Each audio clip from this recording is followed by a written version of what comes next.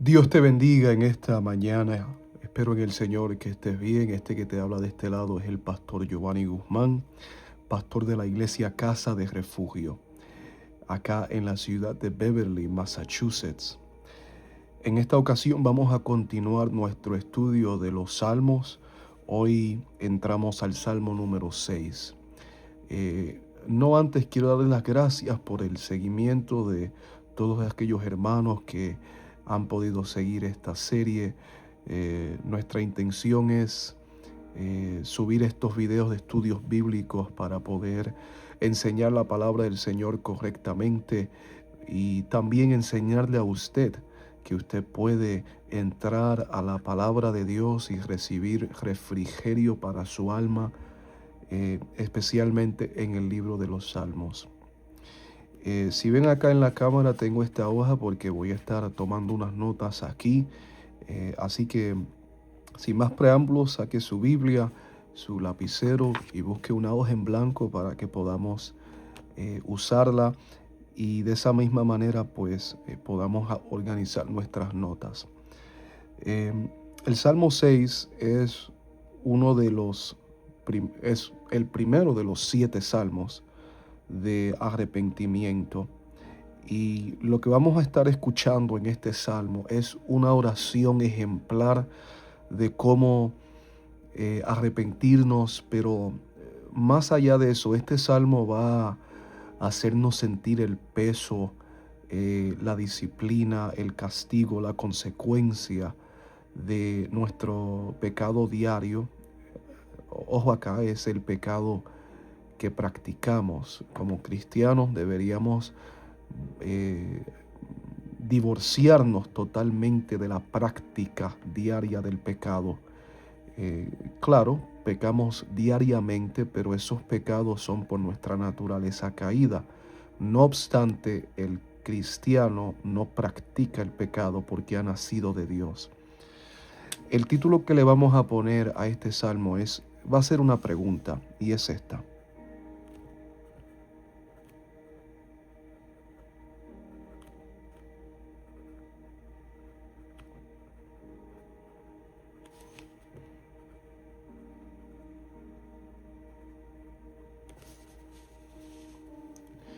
¿de verdad Dios me ha perdonado?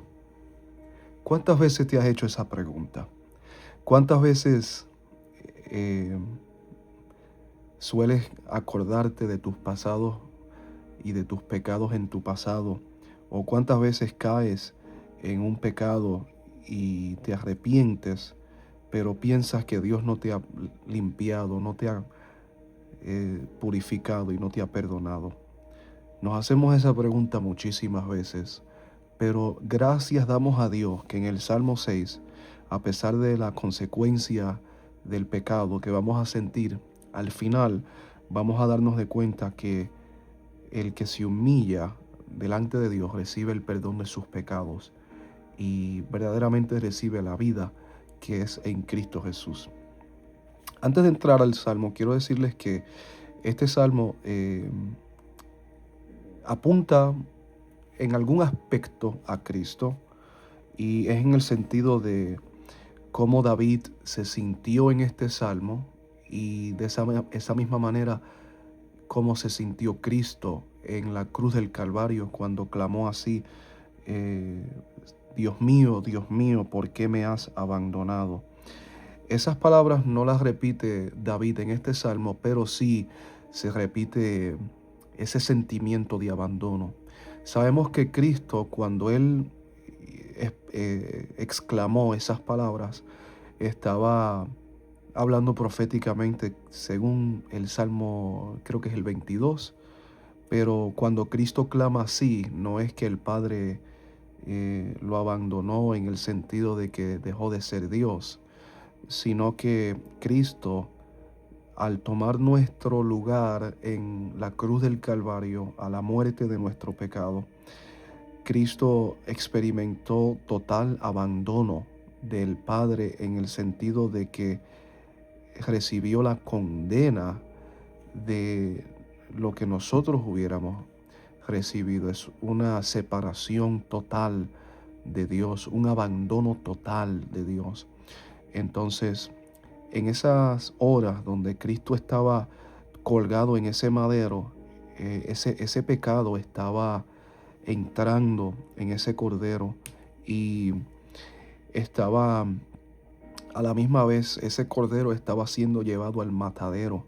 Él estaba siendo juzgado, condenado, él estaba siendo eh, es- eh, completamente castigado por Dios en lugar de nosotros. Por eso fue que Cristo clamó así. Él en su humanidad sintió el abandono que nosotros hubiéramos tenido que sentir, un total abandono de Dios. ¿Y cuántas veces te has sentido así? Pero realmente recibe hoy por la palabra de Dios que tú no tienes que sentirte así, porque si estás en Cristo y, y te has humillado delante de Dios a través de Cristo, tú puedes tener comunión con Dios. Romanos capítulo 5 declara que tenemos paz para con Dios, justificados pues por la fe en nuestro Señor Jesucristo. Así que ten paz. Mientras entramos en este salmo vamos a sentir esa desesperación, pero vamos a entrar allá. Antes de eso vamos a poner la idea central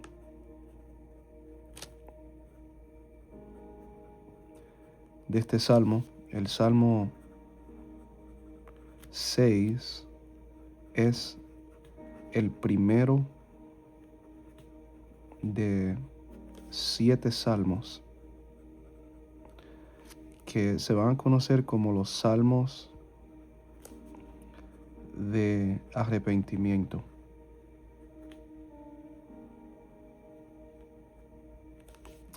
Y esa lista de los salmos, creo que lo tengo acá, permítame.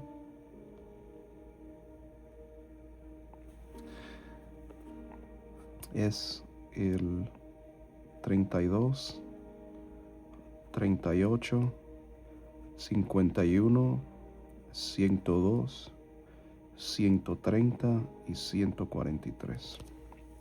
Esa es la lista de los 6 más este salmo que vamos a entrar 7. 7 salmos de arrepentimiento. Y la idea central es así.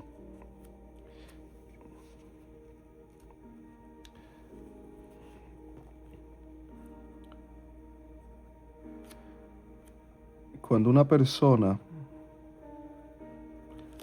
ha aprendido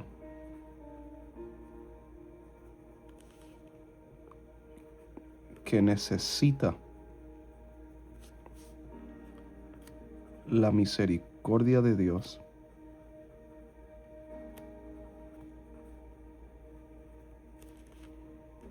se humilla.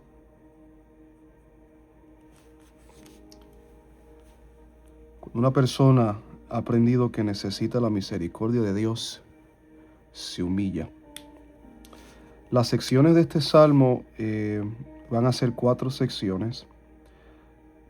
La primera sección es verso 1 al 3. La segunda sección es 4 al 5. La tercera sección es verso 6 al 7. Y la última es el verso 8 al 10. El título dice Oración pidiendo misericordia en tiempo de prueba. Al músico principal en Neginot. Sabes que eso ya lo hemos estudiado. Se repite muchísimas veces en los primeros 5 salmos. Al músico principal indica que este salmo fue entregado al director de la música, al director de la adoración pública en Israel. Dese de cuenta que todos estos salmos, si la mayoría todos dicen al músico principal, y eso se refiere que David no escribió este salmo únicamente para él o para su oración privada. Él quería que el pueblo aprendiera a adorar a Dios aún en medio del dolor. Y nuestros momentos más difíciles pues se pueden convertir en un tiempo de adoración, ¿no? Dese de cuenta que allá dice Neginot. Eso se refiere a un instrumento de cuerda. Y también dice sobre seminit. Esto es una nota musical esto es para los músicos, seminit se refiere literalmente a la octava. ¿Okay? Y empezamos en el verso 1 al 3. Esta es la consecuencia del pecado. Jehová, no me reprendas en tu enojo, ni me castigues con tu ira. Ten misericordia de mí, oh Jehová, porque estoy enfermo. Sáname, oh Jehová, porque mis huesos se estremecen. Mi alma está muy turbada. ¿Y tú, Jehová, hasta cuándo? ¿Hasta cuándo voy a estar sintiendo este abandono? ¿Hasta cuándo voy a estar sintiendo esta soledad por causa de mi pecado? David, dése de cuenta acá que él no está pidiendo evitar esta disciplina o esta corrección, esta consecuencia de su pecado. Él está reconociendo que él está siendo reprendido en su enojo y en en el castigo de Dios. Él está pidiendo, ten misericordia de mí, porque estoy enfermo. Posiblemente esa enfermedad fue física o fue espiritual. Yo me inclino más a que fue físico, porque acá él termina diciendo, sáname, oh Jehová, porque mis huesos se estremecen. Amados hermanos, el pecado tiene un efecto no solamente espiritual, sino físico. A veces hay personas que no salen de situaciones de enfermedades, y cuando Dios expone su vida delante de su palabra, es porque están viviendo una vida de practicante del pecado. Realmente la palabra de Dios es medicina para nuestros cuerpos. Y esto no quiere decir que nosotros estamos exentos de estar enfermos o de enfermarnos, pero a veces yo cuestiono em, em, si hay muchísimas enfermedades llegando a la vida de una persona. este, no quiere decir que estamos exentos para enfermarnos, pero la palabra del Señor pues declara que que su palabra es medicina para nuestros huesos. Así que con esto dicho, no digo que tu enfermedad es causa de un pecado, solo ánclate a la palabra del Señor, sigue examinándote, examina tu corazón, tu mente, tu vida, tu estilo de vida, eh, y pídele al Señor que te sane, porque Él te puede sanar. Así como David lo pidió, sáname, oh Jehová, porque mis huesos se estremecen. No obstante, la enfermedad más grande es del alma, y eso es lo que trae el pecado, es una enfermedad espiritual. Y Él dice, mi alma también está muy turbada. Tú, Jehová, ¿hasta cuándo? Esa es la consecuencia del pecado. Vemos la misericordia de Dios acá, verso 4-5. Vuélvete, oh Jehová, libra mi alma, sálvame por tu misericordia, porque en la muerte no hay memoria de ti. En el Seol, ¿quién te alabará? David explica acá cómo se siente eh, la total separación eternamente del pecado. Pero acá Dios salva al ser humano por su misericordia a través de Cristo.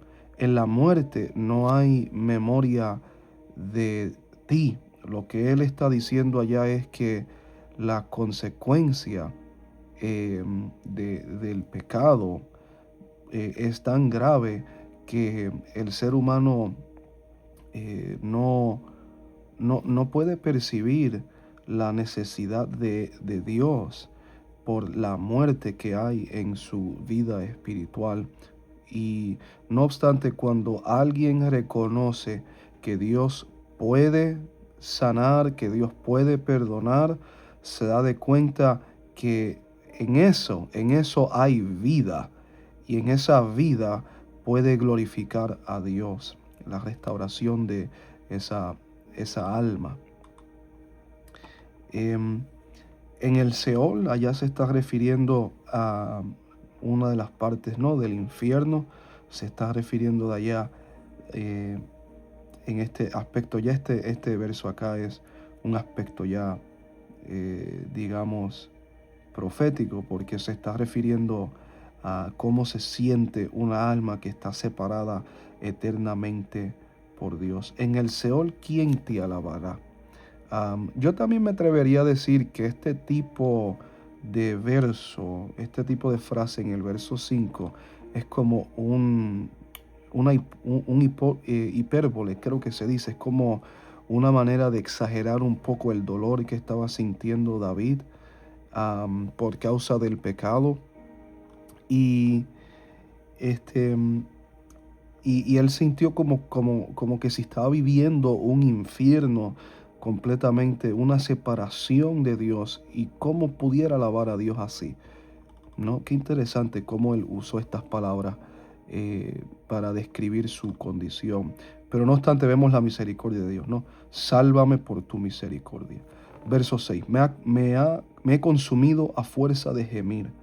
Todas las noches inundo de llanto mi lecho, riego mi cama con mis lágrimas. Mis ojos están gastados de sufrir, se han envejecido a causa de todos mis angustiadores. Esa sección es la tercera del Salmo, el tercer párrafo, 6 y 7. Y esa palabra ya es sinceridad. David está siendo sincero acá. Solo quiero subrayar este verso 7, porque, y el 6 también, ¿no?